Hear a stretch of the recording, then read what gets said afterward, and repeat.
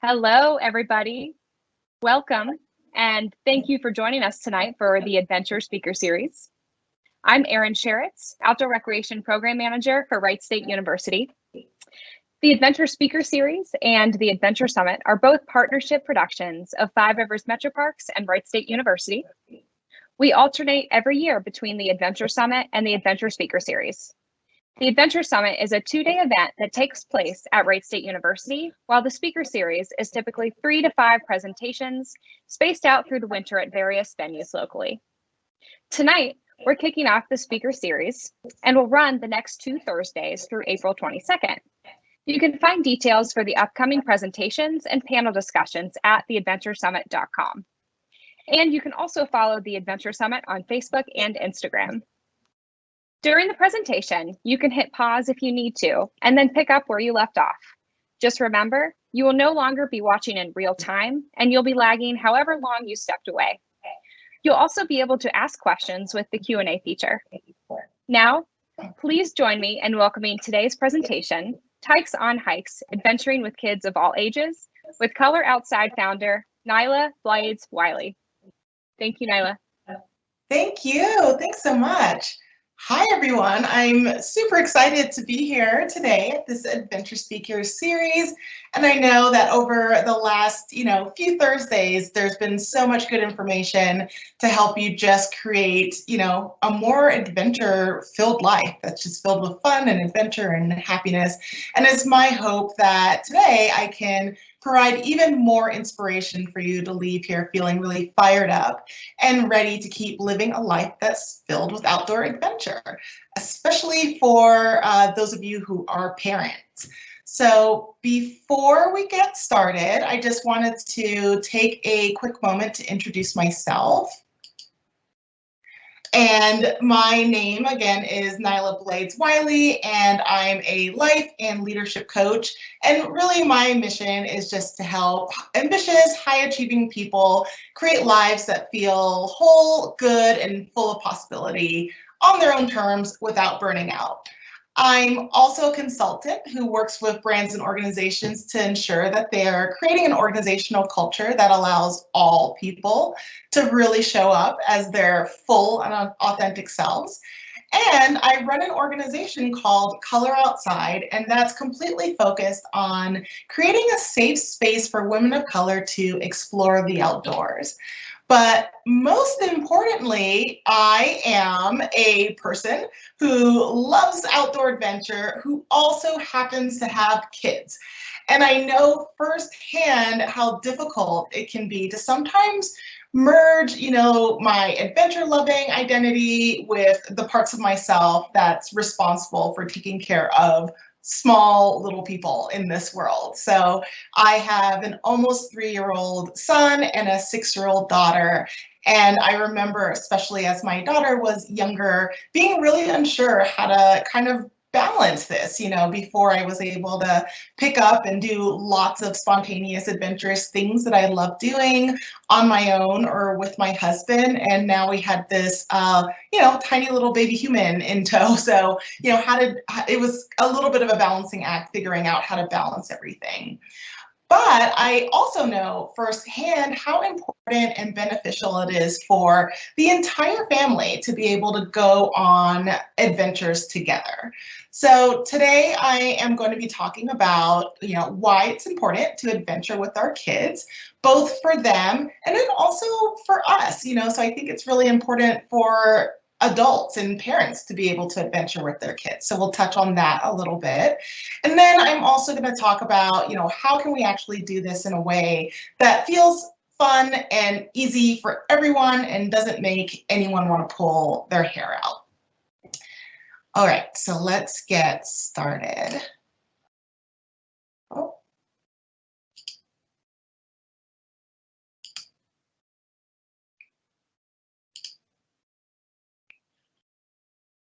Okay, so there's my family. So again, me, my husband, my little son who's almost 3, and my daughter who's 6, and we are based out in Salt Lake City, Utah. So lots of opportunities to get outside and do a lot of amazing things. So we'll talk a little bit more about that, why we should be doing that.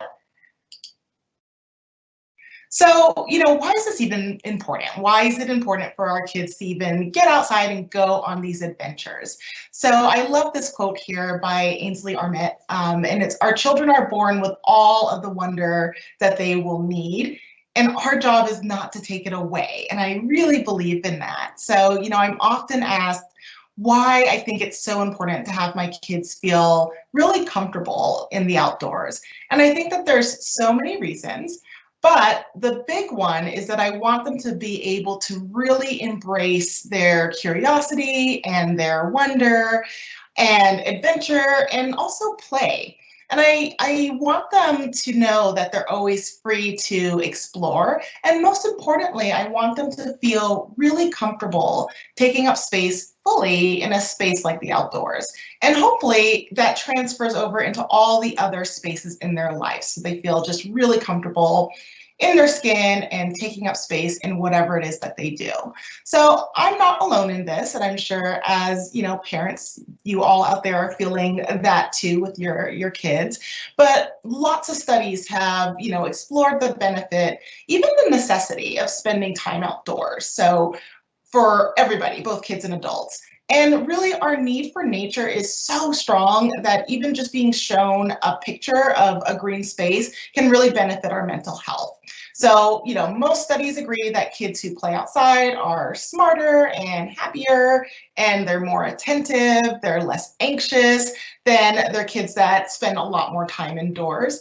And, while it's really unclear how exactly that cognitive functioning and mood improvements happen, there are like a few things that we know about why getting outside, having these adventures, immersing ourselves in nature, why that's really good for kids. So the first one is that it builds confidence. So the way that kids play out in nature has a lot less structure. They're able to, take control of what they're doing. They're able to get messy and really explore. There are so many ways for them to interact with their outdoor environments, whether they're in, the backyard or on their patio or in a park or on a hiking trail or camping by a lake. So letting your children really get outside and take control of how they're able to interact with their natural surroundings kind of means that they have power over their own actions. So it gives them a sense of that responsibility. It allows them to have that opportunity to take calculated risks, and it really builds that risk-taking muscle, that calculated risk-taking muscle.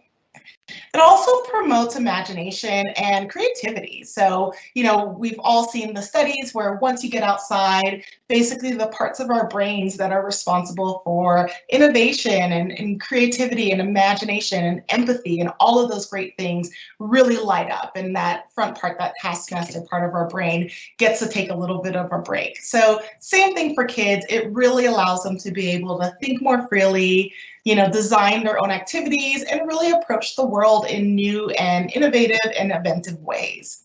The third thing is it teaches responsibility. And we all know that this is so important, especially now that we have, a climate crisis on our hands. We want to make sure that we are teaching our children to take care of the world around us and to really take responsibility and become stewards of our land. So we're entrusting the children to take care of the living parts of their environment and do it in a way that makes sense for them. And the more that they get outdoors, the more that they're able to really own that for themselves.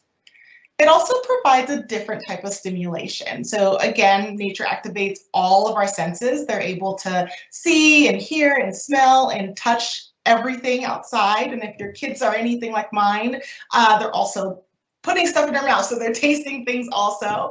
And as our kids spend less and less of their lives in the natural surroundings, all of those senses really narrow and they become a little bit more dull. So being outside helps us to really amplify the richness of that human experience. Number 5, it gets kids moving. So we want to make sure that our kids are really active, that they're interacting with the outdoor world and moving their bodies in ways that feel good for them. So, whether they're playing on a sports team or hiking outside or riding their bike, they're moving their bodies, getting that blood pumping, and that's super beneficial for all things. The sixth one is it helps them to think. So it helps our kids to really create that unique sense of wonder. And there's not many other environments that can provide that for our kids. So it's really important for our children to be able to get out and just use their brains in that different way and create that different sense of wonder for themselves. It also allows them to see the things that are happening naturally in the outdoors, and it makes them think. It makes them ask questions. It makes them think about how the world works and how we all interact naturally with the world around us. And lastly, it reduces stress and fatigue. So, especially after such a weird, wild year that we've been on, stress and fatigue are up for all of us, and especially kids who are also bearing a lot of the brunt of these changes. So, when we get outside, it allows them to really get present and really to allow to reduce that stress and fatigue that they may be facing. When we're in kind of our regular like urban or suburban environments, it requires us to have more of a directed attention on things, and that forces us to really ignore all of the other things going on. So it makes us not as present to the world around us. So once we're able to get outside, and once our kids are able to get outside in nature, it allows them to take in all of the great things that are happening all around them. So, any way you slice it, really is important for kids to get outside and to get outdoors and to really start to build all of these different muscles and parts of their brains and move their bodies and, really tap into their creativity and responsibility and imagination. And as I said, there's also a lot of benefits for adults to get outdoors. I mean, a lot of the same benefits for adults to get outdoors, but I think there's a lot of special, unique benefits for adults getting outdoors with their children. So this quote from Deepak Chopra really sums it up for me. And it says, see the world as if for the first time, see it through the eyes of a child, and you will suddenly find that you are free. So like I mentioned, those benefits of getting our kids out on adventures is clear. And all of us can probably attest to the benefits that we also feel for when we get outside and are able to get outside and go on our own adventures. But I really do believe that there are even greater benefits for adults when they get out on adventures with their kids. And one of the biggies is that it allows us to play. So, when's the last time you played, and I'm talking like really played, like full on, like delightfully silly, just like fun on fun on fun, just play. And for most of us, it was probably sometime when we were kids, or maybe when we were teens or young adults, if we were lucky. But, as we get older, a lot of us really get away from the ability to play in the way that we were used to when we were younger.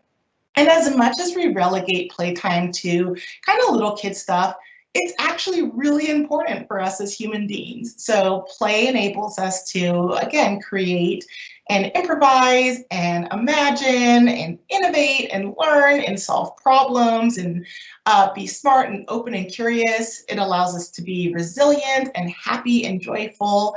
And it really allows us to be better humans. And it reminds us of our better selves and of how happy we actually can be. So play is super important. It reminds us of how free and how happy we can be. And when you're playing, you're able to get into that really light, glorious feeling of just being. You just get to be yourself. You're not thinking about, work or obligations or all the things on your to-do list you have to get done. You're able to just really sink into yourself. So we want that. We want more of that for ourselves. We want to be able to start chasing down that feeling of intense living.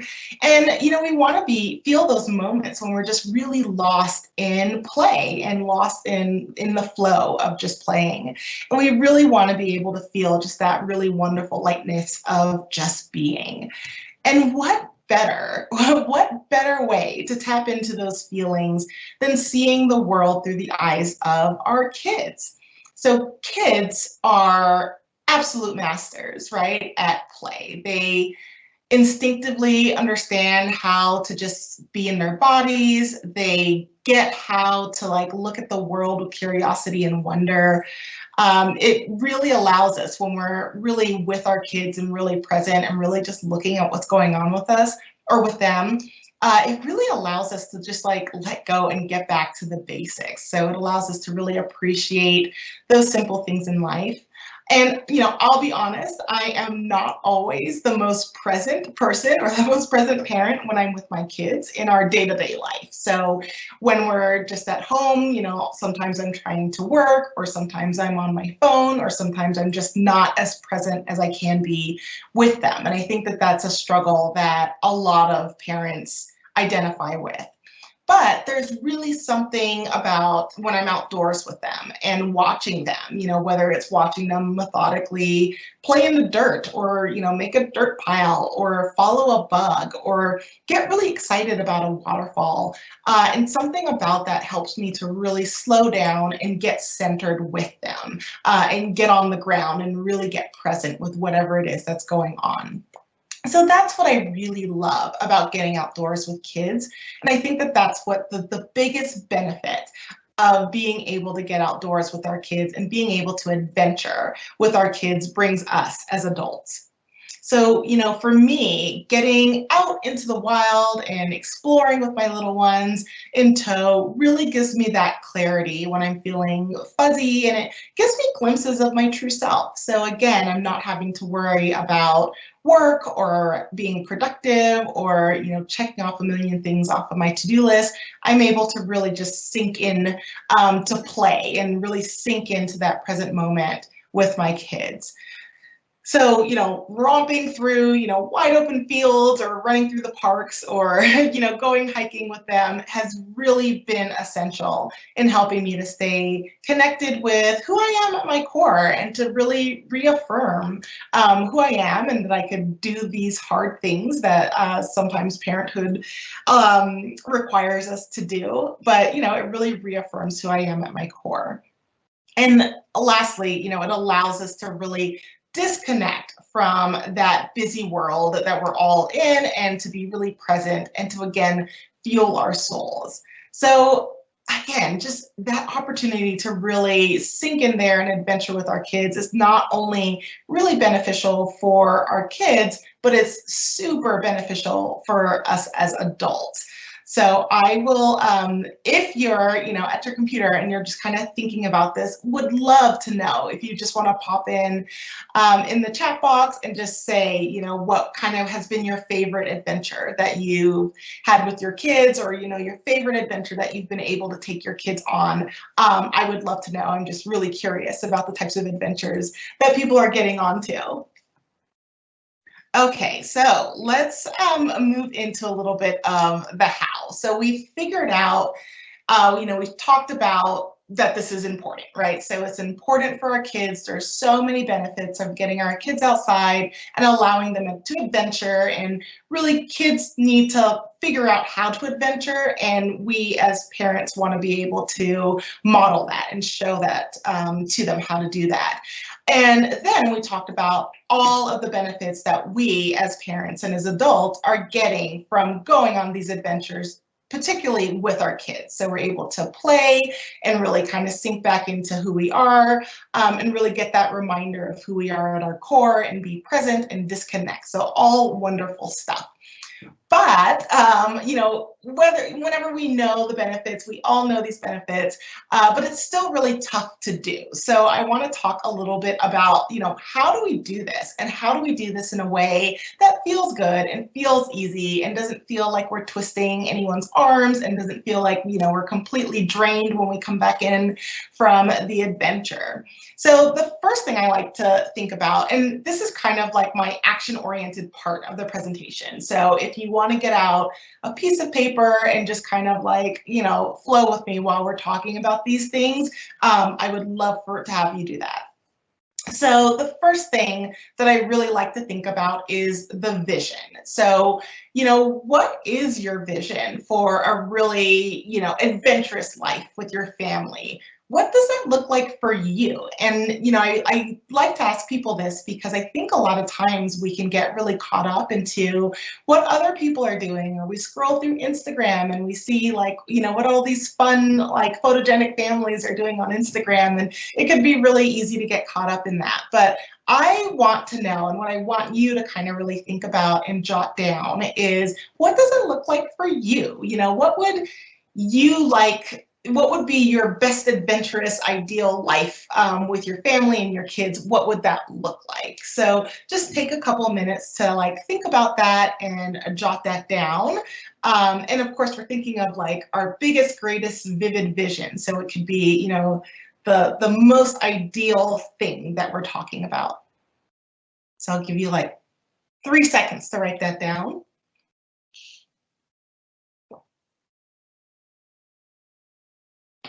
All right, so now that we know, what's the vision, where is it that we'd like to be with our families, and what is kind of our ideal life look like, our ideal adventurous life look like, we also want to think about like, where are we currently? So what's different between what it is that we'd like to be doing and where is it that we're currently? So, maybe in your ideal life, you'd love to be able to get up, every Saturday and really, hit the trails with your kids. But, right now you kind of don't do that. It's a little hit or miss, or you spend a lot of time trying to sort things out and get out the door, whatever that is. So just being really honest about, we have our beautiful, bright vision over there, but getting really honest about where are you currently at and what is it that happens when it comes to adventuring with your kids right now. And once you have that, I want you to start thinking about what's in the way. So what's in the way of your vision? So think about all of the roadblocks that you're experiencing when it comes to adventuring with your kids. So it could be actual like physical blocks. So, like I said, it could be like it just takes a lot of time and energy to get the kids out.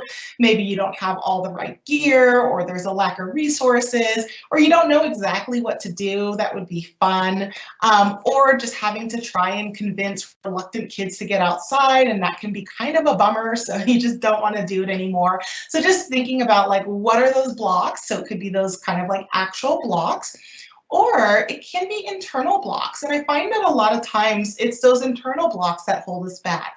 So those could be things like fear. So, some sort of fear or resistance you might have to getting outdoors with the family. It could be that feeling of overwhelm that you might feel around doing it. It could even be things like limiting beliefs. So limiting beliefs are things like self-doubt, or maybe, a belief that it won't be enjoyable, or a belief that you have to wait until your kids are older until you can do certain things. Any of those things. So, those beliefs are things that we believe, we take them as fact, but they might not actually be fact. So really go ahead and kind of investigate that and think about, what are my actual roadblocks, whether they're like real deal actual blocks that are in the way, or things that are kind of swirling around in my head. So get really honest about the roadblocks, and just write them all down so that they're just in black ink on black and white paper. And then you want to think about the ways that you can combat each one. So if you are dealing with those fears, the way that I like to deal with any fear really is kind of a 3-part process. So the first thing you do is you define the fear. So you think about, what am I actually afraid of? And we think about the worst case scenario. So if you're like, I don't want to have to, strap my toddler to my back in a carrier and get out there. That seems really scary. Think about what that worst case scenario of that fear is, and then write it down. So you're defining the fear for yourself. The second thing you want to do is think about prevent. So you want to think about, what can you do to reduce the likelihood of that worst case scenario actually happening. So write down all the ways that you could prevent the worst case scenario from happening. So that would be all of your plans and things that you would have in place to make sure that that doesn't happen. And then lastly, you want to think about repair. So if the worst case scenario did happen, what can you do to repair the situation, or who else can help you? What other resources do you have? And I find when we think about fears in this way, it really helps to just kind of like pull the curtain off of them so they're not this scary thing that goes bump in the night, but it's just this thing that's on paper and you can plan for it and think about it really logically. The last thing when dealing with fears is to think about, what's the benefit of even an attempt or even partial success? So even if you do something and you do it 70% instead of 100%, what's the benefit of that? Because there's benefits in us just even trying to do stuff, even if it doesn't get completely perfectly done. Then with beliefs, so we talked a little bit about those limiting beliefs or self-doubt or overwhelm or things that could come up. So if you're dealing with some sort of belief, same thing, you want to ask yourself, is this something that's actually true, or is it just something that I believe to be true? So can I, 100% certainty say that this is a fact? Then you want to think about, what is the payoff to holding on to the belief? All of the beliefs that we have, there's some sort of payoff to it. So there's some sort of reason that we're holding on to it. It's serving us in some sort of way. So think about that payoff. Think about the cost of holding on to the belief. So on the flip side, it's also costing us to hold on to some of these limiting beliefs. And then lastly, and the most exciting thing, is to think about what is possible if you let go of the belief. So who could you be and what could you do if you didn't have this belief holding you back? So again, same thing with beliefs, just getting all of that stuff out of our head onto paper so that we can see it and plan for it and feel okay about it. And the last step with this is just bridging that gap. So again, you're going to think about where it is that you'd like to be with your vision. What's your most ideal adventurous lifestyle with your family? Then think about where you are currently, and then you're going to start bridging that gap. So then just figuring out, how can you take those small steps to bridge the gap? Okay. All right, so here's that slide. So just a little time to catch up there. I forgot to advance the slides. All right. So the last thing that I just wanted to take some time to talk about before opening it up to questions and comments about all of this is just some of the tips and tricks. So again, how do we do this? How do we do this so that it's not stressful, it feels easy, it feels fun, and nobody's tearing their hair out? So you want to start with, if you're planning an adventure for the whole family or just for you and the kids, you definitely want to make sure that you're taking everyone's needs into account. So to do that, you really want to think honestly about what your kids can and can't do, and just be honest about it so that you're coming from a really good, honest perspective. So some of my favorite tips when people ask me about just how do you get your kids out and make it fun, the first thing is to start them young. So if you get your kids out there when they're young, they kind of won't know any different. Like they're always going to know that getting outside is just part of what they do, and it's not going to be something that they have to combat. So a lot of us put a lot of limitations on ourselves and also on our children, where we're like, oh, they're really young, they can't do that, or they shouldn't be doing that. But that's not necessarily true. So while we want to make sure that our kids are safe, we also want to remember that kids are a lot tougher than we sometimes give them credit for.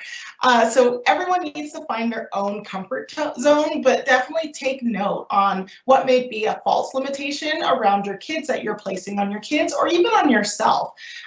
So, maybe you can go on a hike with a tiny little infant. I find that infants are the best little people to go on hikes with because you just tuck them away and off you go. Maybe your toddler can walk on their own further than you would think. Or maybe they can ride a bike for much longer than you think. I've found every time I'm always pleasantly surprised whenever I get my kids out that they're actually able to do a lot more than I even think they can. And I tend to have a pretty, I think, good idea of what it is that they can accomplish. So, I mean, same same, this picture here where they're snowshoeing. We went snowshoeing for the first time where they had snowshoes and they loved it and they went forever. They were able to just trek out there for a couple of miles in the snow, and I never would have anticipated that. So starting them young and also making sure that you're not putting any of those perceived limitations that we might have on them. So kind of testing out what they can do. The second tip here is to rethink what adventure actually means. So a lot of times, especially those of us that are really adventurous people, and when we get into kind of the outdoor adventure space, we kind of sometimes think of adventure as these like grandiose things where you're really doing like hard-hitting things. And that doesn't have to be the case. And especially when you have kids, you're probably not going to be doing the exact same adventures with your kids as you did before you had them. So we don't want to try and force that on anyone because we're just going to end up feeling disappointed. And we also don't want to like drag our kids along on adventures that they don't even want to be on and everyone's miserable. So making sure that we're rethinking adventure, and sometimes this might mean scaling things back a little bit, or thinking about, what would be fun, like what would be something that would be a big adventure for a little kid. The third tip here is to tailor outdoor time to your kids' likes. So kind of going along with rethinking adventure, it's, thinking about what is something that your kids would enjoy. So thinking about the stuff that your kids enjoy just, naturally, and maybe how can you translate that into your outdoor time. Sometimes this might mean just kind of looking for adventure in our everyday lives. So it's kind of looking at the small things that turn into big adventures. Helping them to form that mindset that kind of everything is a big adventure if you kind of just like change your mindset a little bit. So, maybe that's kind of going on little like urban hikes through your neighborhood, or, following your curiosity and like checking out bugs, or, anything like that. So adventure always doesn't have to be this huge, grandiose thing, especially when we're doing it with kids. We can really tailor it to their interests and let them kind of take on that adventurous, curious mindset. The fourth tip here is all about lowering your expectations. So again, when you're out with kids, definitely requires you to slow down. When I go on hikes with my kids, I basically assume we're going to do a lot of meandering. Maybe we'll get to the end goal that we had in sight, but maybe we won't, and that's all part of the adventure. So I think a lot of times as adults, we get really focused on that end goal. We want to be able to hit the miles, or, sump the mountain, or do whatever it is that we set out to do.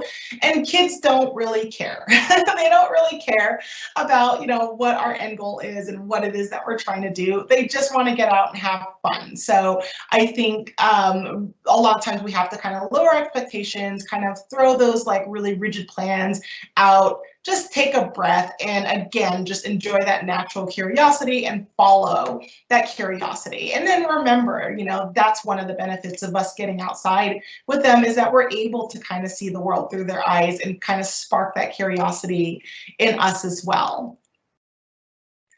Fifth tip, and this has come in really handy, especially with younger kids, but I think it also can apply to older kids as well. But just kind of taking the road less traveled. And for this, it means, you don't always have to go to, the main attractions or the places where everybody's going to be, where it's really crowded and overwhelming. Sometimes the most fun that we've had as a family has been going to like smaller state parks rather than going to the national parks, or going to smaller ski resorts rather than going to the big ones. So kind of think about other ways that you can get that same experience without it feeling really overwhelming for you and your family. Number 6 is planning for kids' moods. So kids are just small humans, and they have all of the same emotions and triggers that we have as adults. So I know sometimes I get frustrated, or I get hungry, or I get really moody, and that can throw off my day. And it's the same with kids, right? So making sure that they're not tired, they're not hungry, they're not in a cranky part of their day, and kind of plan around that. Also making sure that you're not biting off more than you can chew. So saying you're going to, again, go on this super long hike with your kids, and then you get halfway through it and you realize that one of them should be napping and the other one is starving, and all of a sudden they're having a meltdown. I think also planning for some of those meltdowns, especially if you have small kids like mine. So just knowing that sometimes they are going to get frustrated, or something's going to kind of trigger them in a way, and they might start to cry or they might have a meltdown, and being okay with that. So I think being okay with just being really flexible and being able to change plans if necessary, and just knowing that they're just tiny humans just like us, right? And then number 7 is packing like a pro. So I think along with that, like kind of anticipating the moods and needs of your family. So making sure that everyone is comfortable, they're well hydrated, they're well fed, making sure you have the right gear for all occasions, and also making sure that you pack special snacks for your little ones. I know whenever we go camping, we always have kind of like special camping snacks that they don't always get. That's going to kind of keep them excited, keep them fueled up, but also keep them excited about what's going on. Or when we go on road trips, we do the same. So making sure that you're kind of thinking about that for your entire family. What does the entire family need in order to feel, super comfortable, be well hydrated, be well fed, be able to sleep well if you're overnighting somewhere. So making sure that you're kind of thinking about some of those things. Same with camping. Maybe that means bringing a special like stuffy or pillow for your little one so that they can sleep through the night, and everyone's not tired and cranky in the morning. So making sure that you kind of think through all of those little special needs for the entire family. And then also I'm a big proponent in making sure that kids have good gear too. So, there's so many great brands right now that make good gear, good outdoor gear for kids. And I think that it's wonderful that they can also get just great gear so that they feel comfortable and they're not cold or not overly hot, and everyone can be happy. And then the last tip is really just giving yourself grace and remembering that it doesn't have to be perfect.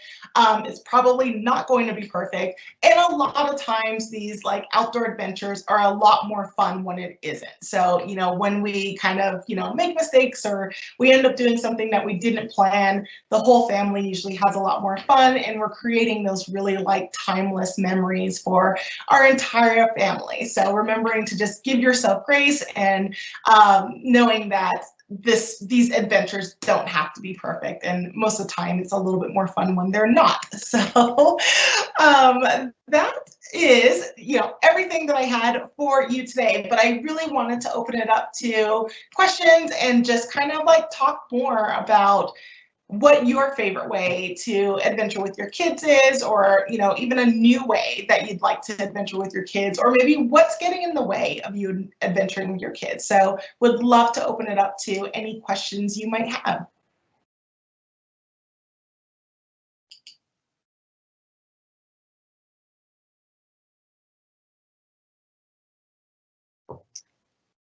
Okay, it looks like over on our Q&A, our first question is, where is your favorite place to take your kids? So so we are based here in Salt Lake City. So our favorite place, we actually do a lot kind of just in like the Wasatch Front. So we do a lot in Big and Little Cottonwood Canyon. And I would probably say that our favorite place is down in southern Utah, just kind of hitting up all the national and state parks through there. So we've done a lot of road trips, a lot of camping trips, all through southern Utah. So I think that that's definitely been our favorite place so far.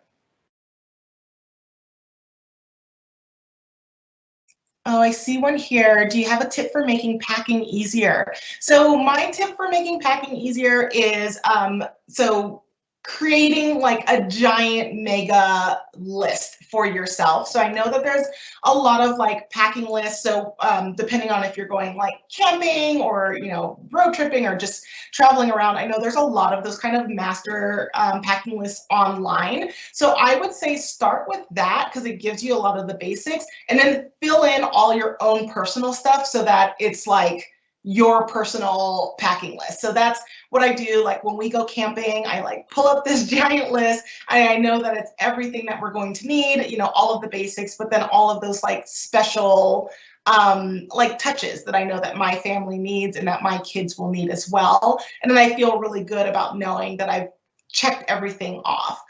So that's typically my tip for packing, is to just kind of like make sure that you prepare that list before and then just kind of check the list off, and it takes that, you know, that pressure off of you, and you don't feel like, you know, once you start getting in the car and you're like, oh my gosh, I forgot whatever it is. So that's been my tip for making packing easier.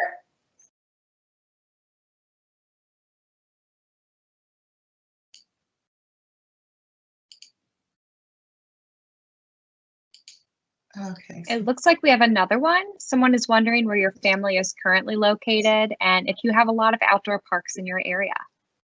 So we do. So we are in Salt Lake. We're kind of the suburbs of Salt Lake City, and we do have a lot of outdoor parks. I think, you know, I'm really grateful. We're really blessed that we have a lot of outdoor things to do here in Utah. So we have a lot of just kind of like kid parks, like a lot of amazing kid parks that we did not have when I was a kid. So all kinds of fun like parks. We also have a lot of like fun like nature areas and nature preserves and you know, kind of like duck ponds. And then we have we go up into the mountains too. So we're about probably like 20 minutes away from kind of our closest mountain. So we're able to get up there sometimes for like quick little day or afternoon trips.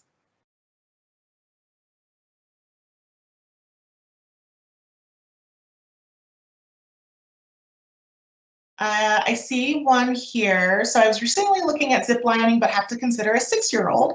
So there aren't as many places that can accommodate that age. What do you do in cases where some of the family is too young for a particular activity? So sometimes, so I also have a 6-year-old, and I have the tiny little guy who's 3.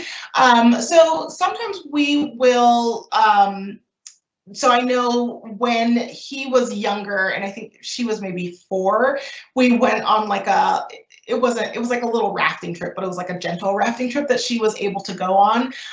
So we were able to take her, and then we were lucky that we had my mom, so grandma came along, so she was able to watch my son while we were doing that. So sometimes that might be an option, like if someone's fine with kind of staying behind. My mom was not and will not ever go on any type of rafting trip. So she was fine kind of staying behind and taking care of my son who wasn't able to go. So that can be an option. Also seeing if there's like other fun things that you can do with the 6-year-old so that they don't feel left out. And then you know, the family that's able to do kind of the bigger things can go and do the bigger things. So maybe kind of being able to plan different adventures so that everyone feels like they're doing something and no one feels left out. That can be an option. Yeah. So I think probably just kind of thinking about how you can kind of accommodate all the different people in your family.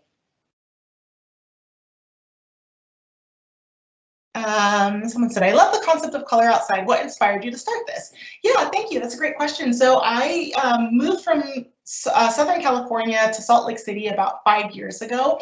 And I, during the time, was just, you know, going through my own, like lots of transitions. Moving from Southern California to Utah was a really big transition for me. Also, I was a new mom at the time. So my daughter was like a little bit over 1.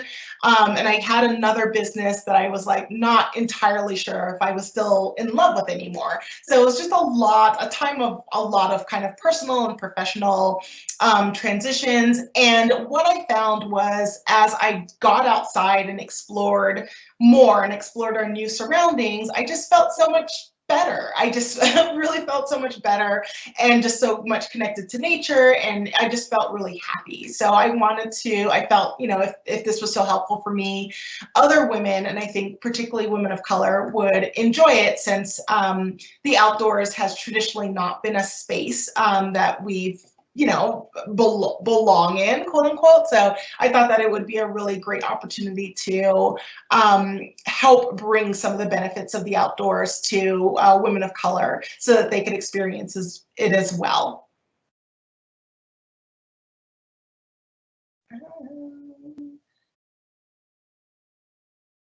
What brands make the best gear you like for kids? I'm mostly curious about hiking boots. So my kids wear a lot of Merrell shoes and boots. I really like those. I think that they're lightweight, like they're not clunky. They come in lots of fun colors. They're really supportive.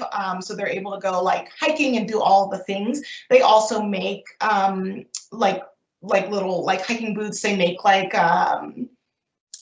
sandally, like water shoes and things like that too. So that would probably be my recommendation for shoes for kids. The one thing to be aware of is I've noticed, I don't notice it as much with my daughter because she has like tinier feet, but with my son, I've noticed that I've had to use their kind of like wide one or go up a few sizes for him. So that might be something to take into consideration. So either you can go and check and see if you can try them on in person at a store, or they have a pretty good little measuring system. So I would just kind of like take that into consideration if your kids don't have like tiny feet. If they have wider feet like my son, you might have to do the wide size or go up a size or a half a size.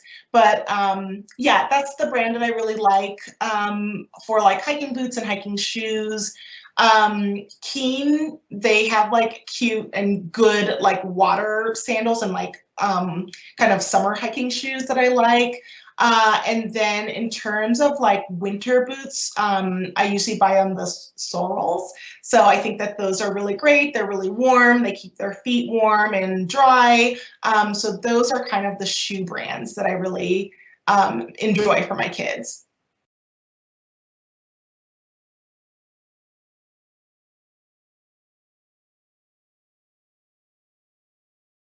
Oh, well, someone said, just returning from 4 days of camping and hiking at Hocking Hills, Ohio with our 6 and 8-year-old kids. In the last year, we have backpack and canoe camp too. Looking forward to more adventures. That's amazing. I love that. Someone said anything on the water, kayaking or boating or fishing. So I think that was like the new adventures you want to go on with your kids. Awesome.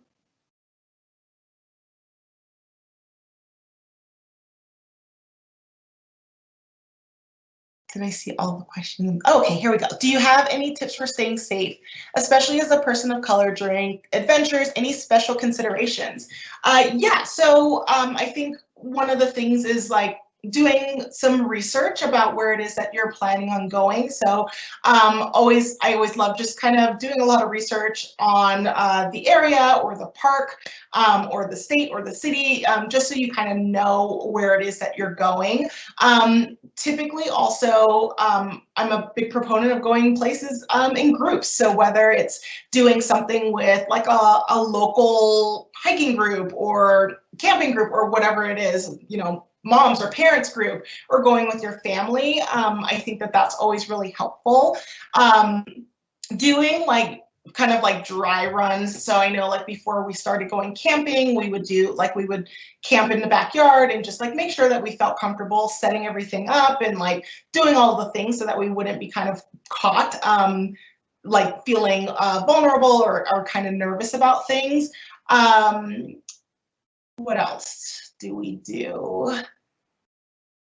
I think also just, again, as I talked about, thinking through, like kind of planning. So sometimes planning for that worst case scenario and thinking through like, okay, what is it that we would do if something popped up, or how can we make sure that we're keeping ourselves safe so that we don't encounter the worst case scenario. So I think those would be my biggest tips, doing a lot of research, kind of preparing beforehand to make sure that, should something happen, you're prepared for it.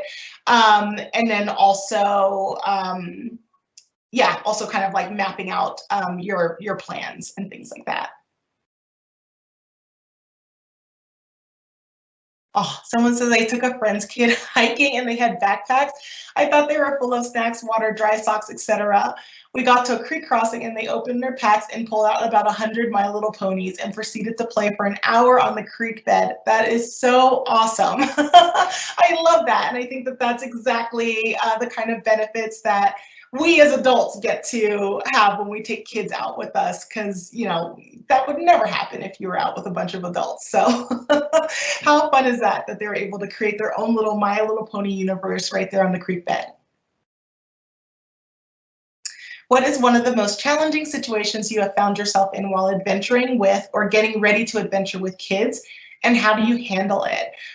So I think one of the most challenging situations I found myself in personally, so one of the first times I took my daughter, so it was just me and my daughter before my son was born. I just went hiking with her and I felt really confident about it. And I had the pack, I had her in the pack, and I got lost.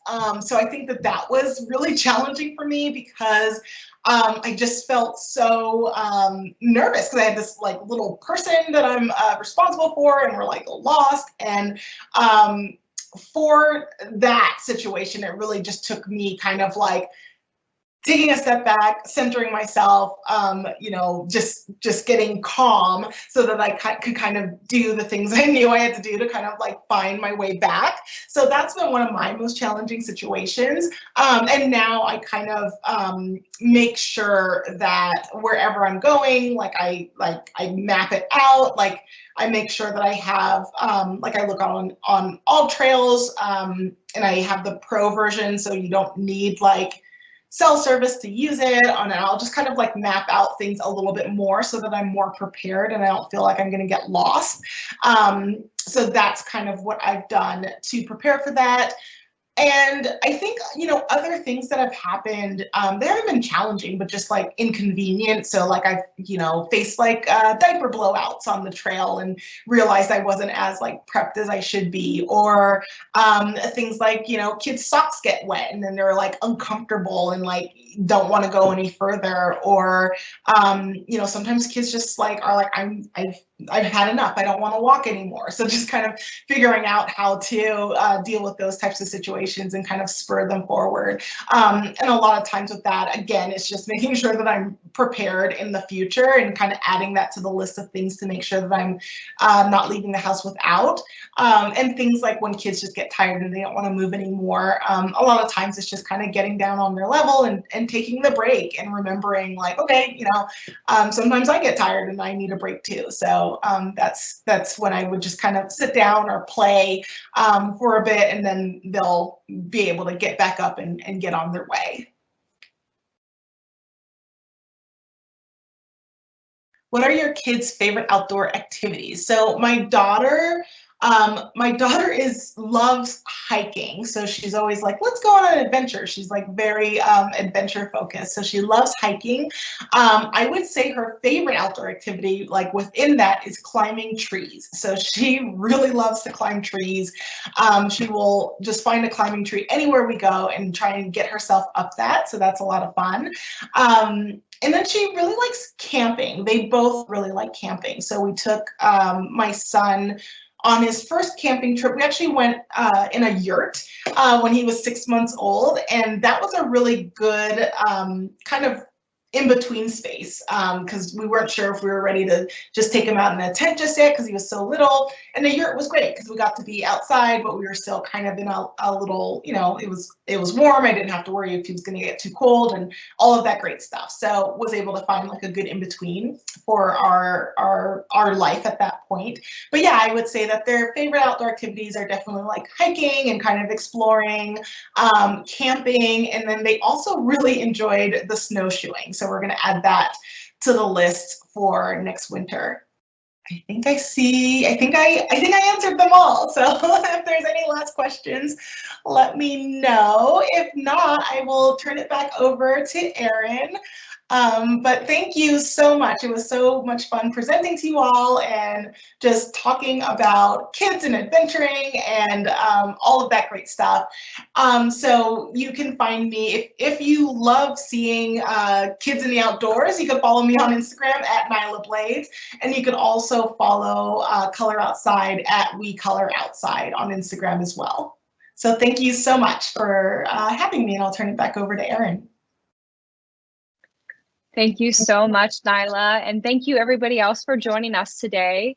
If you didn't get enough of Nailah today, she will be joining us again next week, next Thursday at 7 Eastern Standard Time in our panel discussion, The Adventure Color Gap, Diversity in the Outdoors, with representatives from Latino Outdoors and LGBT Outdoors. We hope that you have a great rest of your evening, and visit us at theadventuresummit.com if you'd like to learn more. Thank you, everybody. Thank you.